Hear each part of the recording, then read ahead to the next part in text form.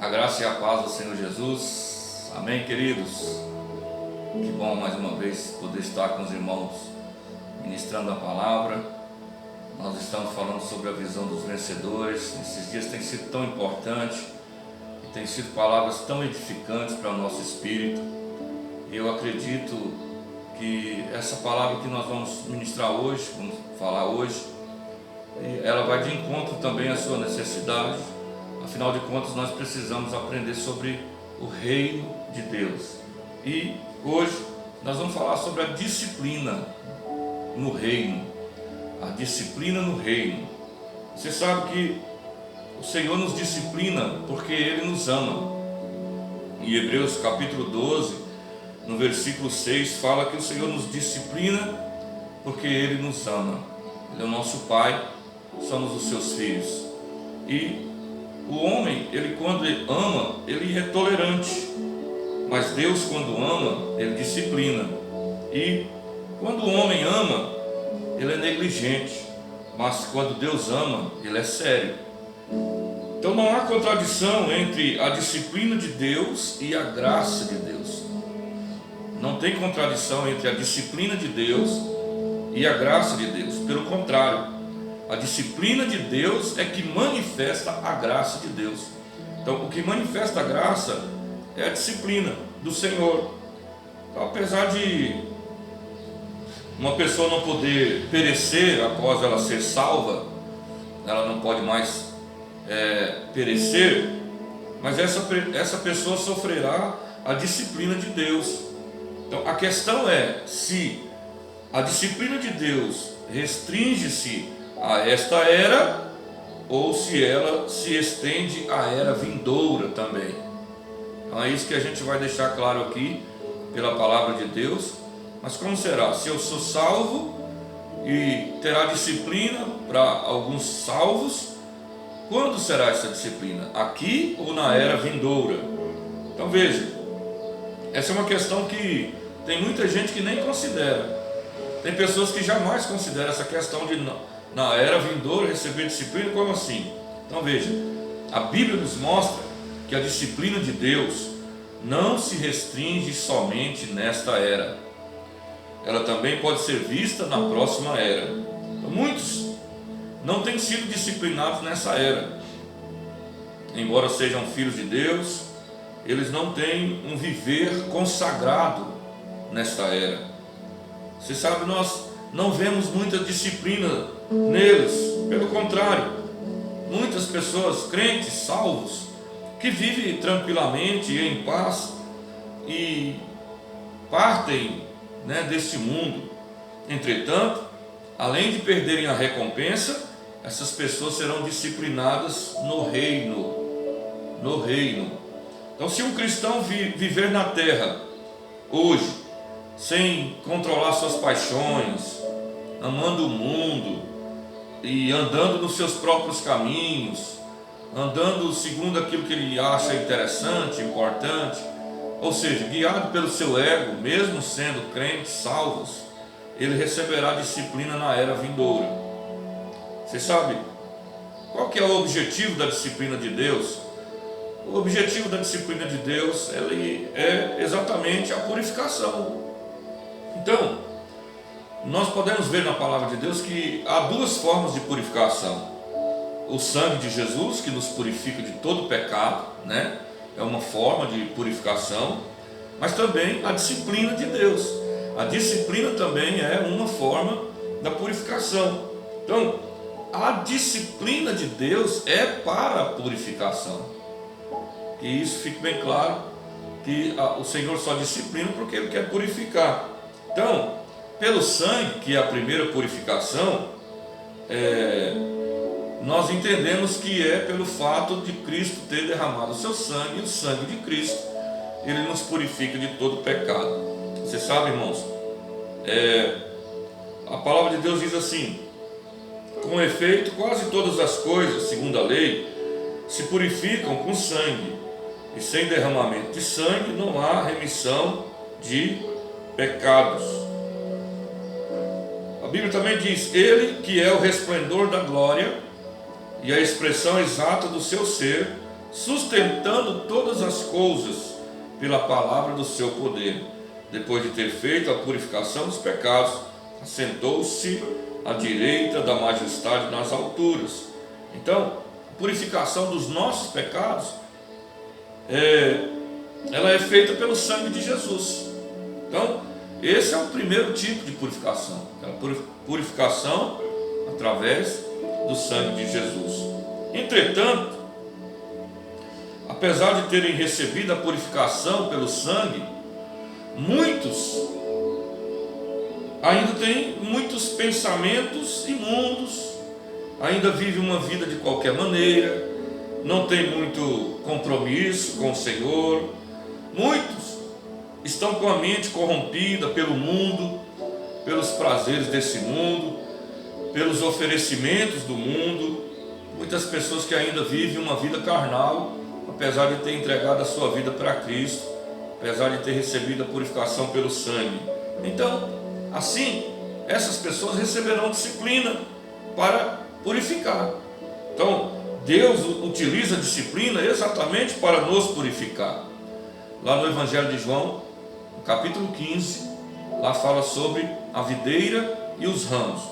E no versículo 2, lá diz assim: todo ramo que estando em mim não der fruto, ele o corta, e todo que dá fruto, limpa, para que produza mais frutos ainda. Então, o limpar aqui é exatamente a purificação. Então, Deus poda os elementos desnecessários para que os ramos possam produzir ainda mais fruto. Isso aqui que é a disciplina de Deus. Então, Ele limpa para a purificação, mas, portanto, o propósito da disciplina de Deus não é nos destruir. Não é esse o propósito. Deus não quer nos destruir, mas Ele quer nos aperfeiçoar. Preste atenção nisso. Ele não quer nos destruir disciplinando-nos. Ele quer nos aperfeiçoar. Para que o Senhor quer nos aperfeiçoar? Ele quer nos aperfeiçoar para que possamos expressar a sua glória. Para que possamos expressar a sua glória. Então, na palavra de Deus, nós temos visto que há dois tipos então de purificação. A purificação pelo sangue e pelo sangue de Jesus Cristo, claro, e a purificação pela disciplina do Senhor. Bom, então, vendo tudo isso, nós vamos ver aqui a disciplina na era vindoura. Pela Bíblia nós sabemos que a morte jamais muda alguém. A morte ela não tem o poder de mudar ninguém, É verdade, o sangue de Jesus nos limpou, nós nos convertemos, o sangue de Cristo nos purificou, e o registro do nosso pecado foi apagado. Toda cédula contra nós foi rasgada e o pecado ele foi apagado. Isso é um fato, Nós não podemos negar isso, é um fato. Mas falando de modo assim muito subjetivo, nós temos Cristo vivendo em nós, certo? Mas a pergunta é: Cristo de fato está vivendo dentro de nós? Nós temos permitido, olha só a pergunta, temos permitido que Cristo ressurreto, Ele exteriorize-se através de nós? Ou seja, nós temos colocado o que nós temos dentro para fora? Se Cristo está em mim, morando em mim, eu preciso externar isso, eu preciso mostrar isso. Mas é isso que tem acontecido, Mas veja, muitas vezes estamos muito aquém da santidade, muito aquém daquilo que o Senhor quer. Estamos muitas vezes aquém da santidade de Deus, da justiça, de expressar a glória de Deus. Então muitos cristãos ainda estão assim, cheios de pecado, de imundícies. E sendo assim, nós aqui temos um problema, e nós temos um problema grave. Por quê? Se as coisas são tão imperfeitas hoje, mas serão tão perfeitas no futuro, então quando ocorrerá essa mudança? Porque a Bíblia fala que nós seremos então perfeitos, receberemos a perfeição. Mas hoje vivemos imperfeitamente, num mundo imperfeito, muitos crentes praticando coisas impuras, imperfeitos, mas haverá uma mudança. Mas quando é que ocorrerá essa mudança? Deve haver uma mudança em algum ponto, em algum lugar, ao longo do caminho. Então, o conceito humano é assim: não, quando morrer, todo mundo fica bom, né? Então a purificação vai ser quando todo mundo morrer. Aí, quando morrermos, nós mudaremos. Mas esse conceito não é real. Esse conceito é um conceito humano, né? Por quê? Porque a Bíblia nos afirma, né, irmãos? Aliás, ela nunca afirma que a morte física fará uma pessoa mudar. Você não vê isso na Bíblia. A palavra de Deus não diz que quando a pessoa morrer, então ela vai ficar santa, né? Ela vai passar por um processo de purificação. Não. Porque se a morte pudesse mudar um cristão, ela também certamente mudaria uma pessoa não cristã, uma pessoa não salva. Então, contudo, eu quero te dizer que a morte jamais muda alguém. Está definido isso. A morte jamais muda alguém. Você sabe, um servo indolente será indolente ao ser ressuscitado. Se uma pessoa não muda nesta era, mas está diferente no novo céu e na nova terra, e se a morte não muda as pessoas, então quando é que ocorrerá essa mudança? Não pergunta. A Bíblia nos mostra claramente que na era vindoura haverá disciplina. A Bíblia nos mostra que haverá disciplina na era vindoura, e essa disciplina é que vai nos podar, é que vai nos purificar. Então, alguns cristãos serão disciplinados, nem todos, mas alguns cristãos serão disciplinados. Quero ler aqui em Lucas, no capítulo 12, do versículo 45 ao 48. Lucas, capítulo 12, do verso 45 ao 48 diz: mas se aquele servo disser consigo mesmo, meu senhor tarda em vir, e passar a espancar os criados e as criadas, a comer, a beber e a embriagar-se, virá o senhor daquele servo em dia em que não o espera e em hora que não sabe, e castigá-lo-á, lançando-lhe a sorte com os infiéis. Aquele servo, porém, que conheceu a vontade de seu senhor e não se aprontou, nem fez segundo a sua vontade, será punido com muitos açoites. Aquele, porém, que não soube a vontade do seu senhor e fez coisas dignas de reprovação, levará poucos açoites. Mas aquele a quem muito foi dado, muito lhe será exigido, e aquele a quem muito se confia, muito mais lhe pedirão. Você vê, nesses versículos, nós lemos aqui, a primeira coisa que precisamos decidir é se o servo aqui pertenceu ou não ao Senhor.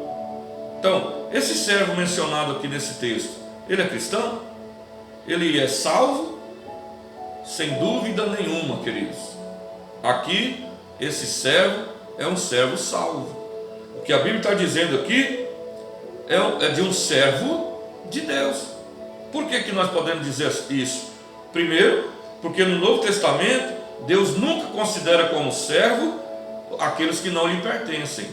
Quem não pertence ao Senhor não é chamado de servo do Novo Testamento. No Velho Testamento, existem servos não salvos, mas no Novo Testamento, se um homem não é filho de Deus, então ele não está qualificado para ser chamado de servo. Então, no Novo Testamento, todos os servos de Deus são filhos. Portanto, o servo aqui, referido nesse texto, certamente é alguém salvo. Além disso, nós também temos os versículos anteriores, que precisamos ter como base o contexto. E os versículos 42 ao 44 dizem: disse o Senhor, quem é, pois, o mordomo fiel e prudente, a quem o Senhor confiará os seus conservos, para dar-lhes o sustento ao seu tempo? Bem-aventurado aquele servo, a quem seu Senhor, quando vier, achar fazendo assim. Verdadeiramente vos digo, que lhe confiará todos os seus bens. Então, há somente um servo aqui, os servos do versículo 43 e 44 é o mesmo servo do versículo 45.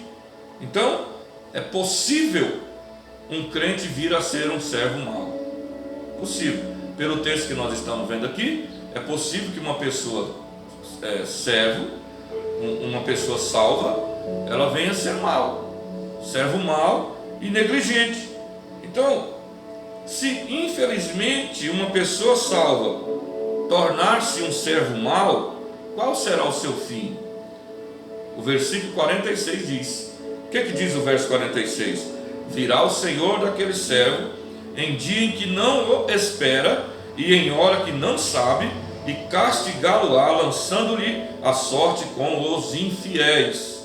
Então esse castigo ocorrerá em qual era?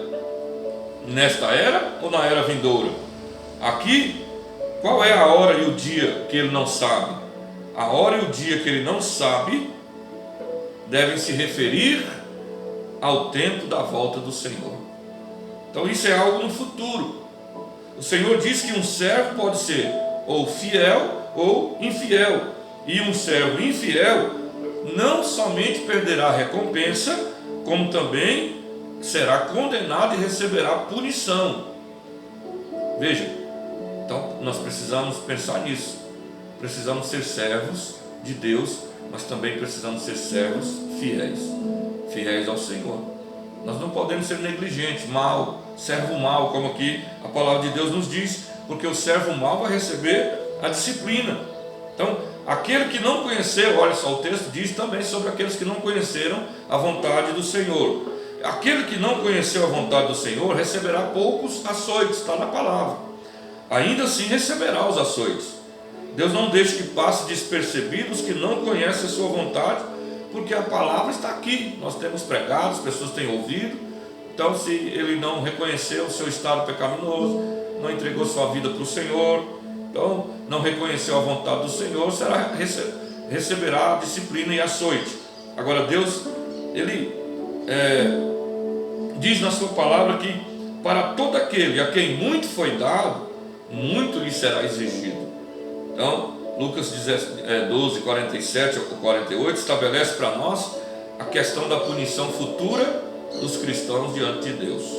Então, quando um homem, note bem, quando o homem é salvo, ele é salvo para sempre. Falamos isso numa outra oportunidade, falamos sobre a salvação eterna. Isso é imutável, é um fato imutável. Quando o homem é salvo, ele é salvo eternamente. Entretanto, após sermos salvos, se a nossa conduta for imprópria a uma conduta de um cristão, seremos punidos no futuro, receberemos punição. Olha só, em Colossenses no capítulo 3, versículo 23 ao 25 diz assim: tudo quanto fizerdes, fazei-o de todo o coração, como para o Senhor, e não para homens, cientes de que recebereis do Senhor a recompensa da herança. A Cristo, o Senhor, é que estáis servindo, pois aquele que faz injustiça receberá em troco a injustiça feita, e nisso não há acepção de pessoas. Então esses versículos aqui referem-se aos cristãos, a crentes, e não aos incrédulos.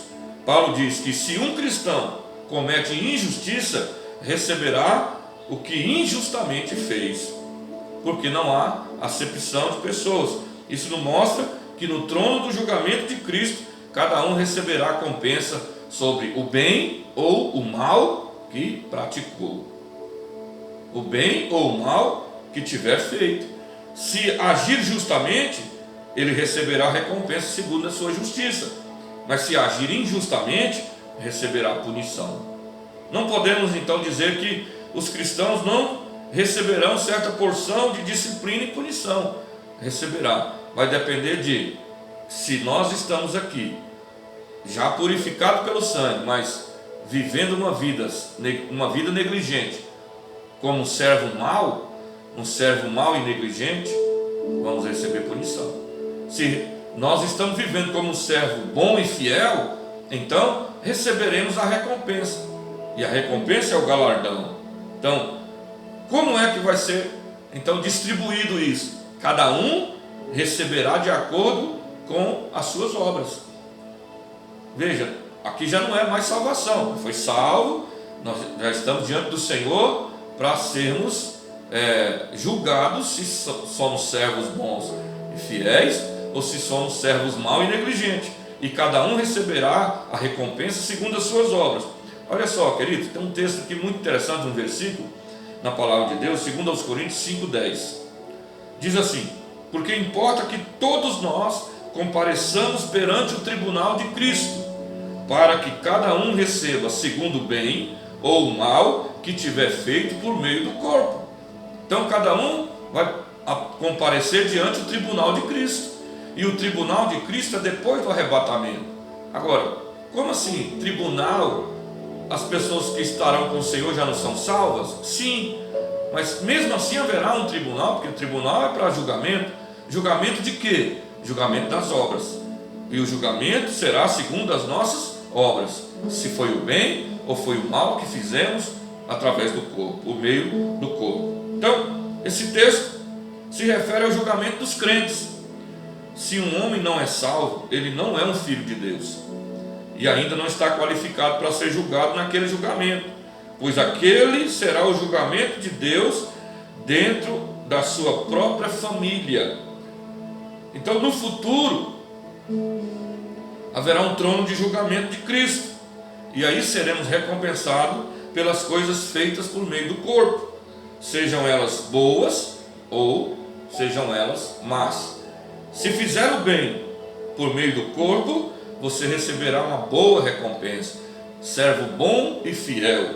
Essa vai ser a frase que quem de fato for um servo bom irá escutar naquele dia.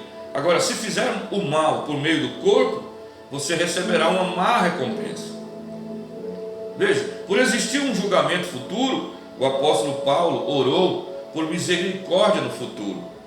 Lá em 2 Timóteo, no capítulo 1 e no verso 18, veja a oração que Paulo fez. Ele diz assim: o Senhor lhe conceda naquele dia achar misericórdia da parte do Senhor, e tu sabes melhor do que eu quantos serviços me prestou ele em Éfeso. Veja, aqui Paulo expressa o desejo de que Onesíforo possa achar misericórdia da parte do Senhor naquele dia, porque ele foi um servo mau, negligente. Então, se no futuro, quando estiver diante do trono do julgamento, um cristão no máximo perder sua recompensa e não for punido ou disciplinado, então essa palavra não tem significado. Paulo esperava que o Senhor fosse misericordioso com Onesíforo no seu julgamento, pois ele havia ajudado muito a Paulo e tinha propagado o evangelho juntamente com ele.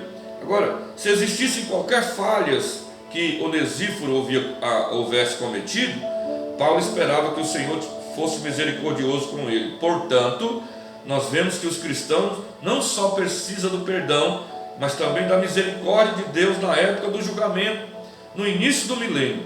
Caso contrário, eles cairão sob a punição de Deus.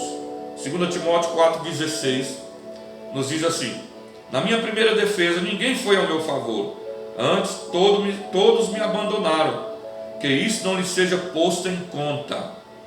Quando Paulo, irmãos, estava na Ásia, ele está dizendo aqui nesse texto, é que todos abandonaram ele.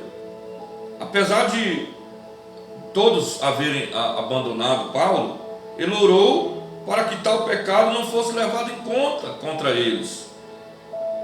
Você vê, nós vejamos então que no futuro Deus ainda julgará nossos pecados, o bem ou o mal que nós praticamos por meio do corpo. Então, se uma pessoa salva, olha bem aqui é uma chave muito importante para a sua vida espiritual. Se uma pessoa salva não for disciplinada pela sua conduta desleixada nesta era, ou não se arrepender após a disciplina, ela não apenas perderá sua recompensa, como também será punida de um modo específico. Lá em Mateus, no capítulo 12, no versículo 32, o Senhor Jesus menciona especificamente a blasfêmia contra o Espírito Santo. ele diz que todos os pecados podem ser perdoados, mas todas as palavras contra o Filho do homem podem ser perdoadas. Contudo, o pecado da blasfêmia contra o Espírito Santo não pode ser perdoado. Para esse pecado não haverá perdão nesta era, e não haverá perdão na era vindoura. Verso 32 de Mateus capítulo 12 diz assim: se alguém proferir alguma palavra contra o Filho do homem, ser-lhe-á isso perdoado. Mas se alguém falar contra o Espírito Santo, não lhe será isso perdoado, nem neste mundo e nem no porvir. Então, aqui na Bíblia está bem claro que na era vindoura sempre está se referindo ao reino. Hoje nós estamos na era da graça. A próxima era será a era na qual o Senhor virá para reinar com os vencedores por 1000 anos. Por isso a visão dos vencedores. Os vencedores não são aqueles apenas salvos, não são apenas crentes, mas aqueles que vão vencer, aqueles que vão ser servo bom e fiel, aqueles que vão reinar por 1000 anos com Cristo. Então, irmãos, quando nós lemos Mateus capítulo 12, nós percebemos que o perdão de pecados está dividido em 2 períodos. Alguns pecados são perdoados nesta era e outros serão perdoados na era vindoura. E então, alguns cristãos que pecam, cujos problemas não forem solucionados diante de Deus hoje, receberão punição no futuro. Receberão punição no futuro. Então, vamos falar um pouco sobre o tempo da punição. Olha só. Quando é que ocorrerá essa punição futura? Está claro que haverá uma punição no futuro após a volta do Senhor. Está claro. Mas em que momento, após a volta do Senhor, isso acontecerá? Em que momento acontecerá ou ocorrerá a punição? Então vamos considerar aqui 3 eras na Bíblia. Três eras na Bíblia. A era presente, ou nós podemos chamar de era da graça, ela pode também ser chamada da era do Evangelho ou a era da igreja, porque essa é a era, é o tempo da igreja, que a igreja está se estabelecendo, é o tempo de pregar a graça, onde abundou o pecado, superabundou a graça. Então essa é a era do presente, ou a era da graça. Nós também temos aqui a era vindoura. A era vindoura pode ser chamada a era do reino, ou a era do milênio, em que os crentes vencedores reinarão com Cristo, porque durará somente 1000 anos. Isso está lá em Apocalipse no capítulo 20, querido. Se você quiser ler o versículo 6, Apocalipse 20, versículo 6. Agora, a terceira era é: após o milênio virá a era eterna. É a era do novo céu e da nova terra.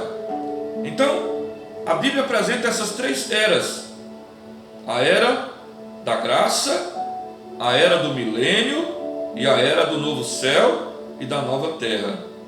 A era da igreja é a era da graça, mas era Deus, a era de Deus salvar os homens. Esse é o tempo que nós estamos vivendo, o tempo de Deus salvar, né? Levando as pessoas a receber a Cristo por meio da graça, através da fé, por meio da graça. Então tudo nessa era, na era presente, é proveniente da graça.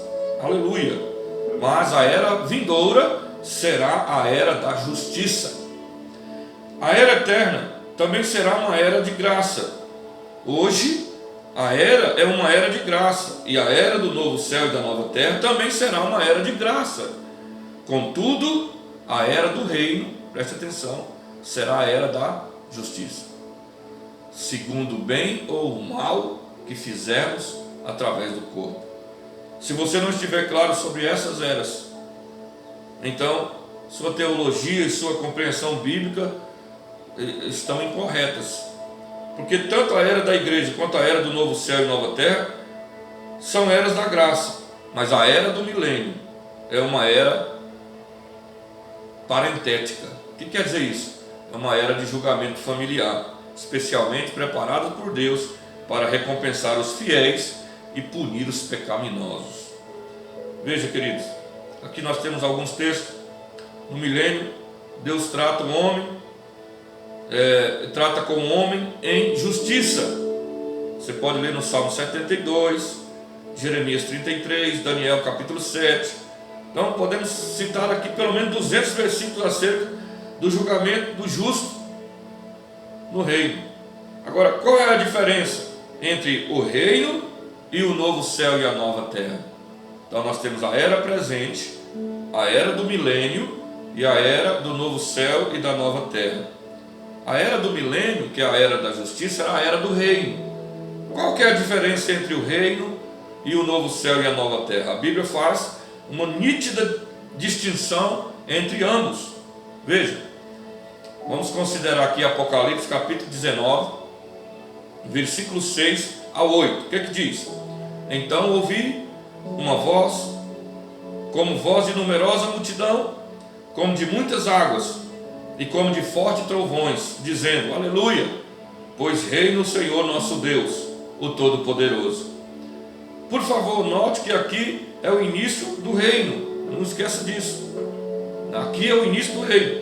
Alegremos-nos, exultemos e demos-lhe a glória, porque são chegadas as bodas do Cordeiro, cuja esposa a si mesma já se ataviou, pois lhe foi dado vestir-se de linho finíssimo, resplandecente e puro, porque o linho finíssimo são os atos de justiça dos santos. Então o linho finíssimo é a justiça nos atos daqueles que creem. A justiça mencionada aqui se refere à justiça das nações. Portanto, refere-se aos nossos próprios atos de justiça. Apocalipse capítulo 20, versículo 4 ao 6. Vejamos, diz assim: vi também tronos, e nestes sentaram-se aqueles aos quais foi dada a autoridade de julgar. Vi ainda as almas dos decapitados por causa do testemunho de Jesus, bem como por causa da palavra de Deus, tantos quanto não adoraram a besta, nem tampouco a sua imagem, e não receberam a marca na fronte e na mão, e viveram e reinaram com Cristo durante 1000 anos. Os restantes dos mortos não reviveram até que se completasse os 1000 anos. Esta é a primeira ressurreição. Bem-aventurado e santo é aquele que tem parte na primeira ressurreição. Sobre esses, a segunda morte não tem autoridade. Pelo contrário, serão sacerdotes de Deus e de Cristo e reinarão com ele os 1000 anos. Então esses versículos aqui nos dizem que serão os reis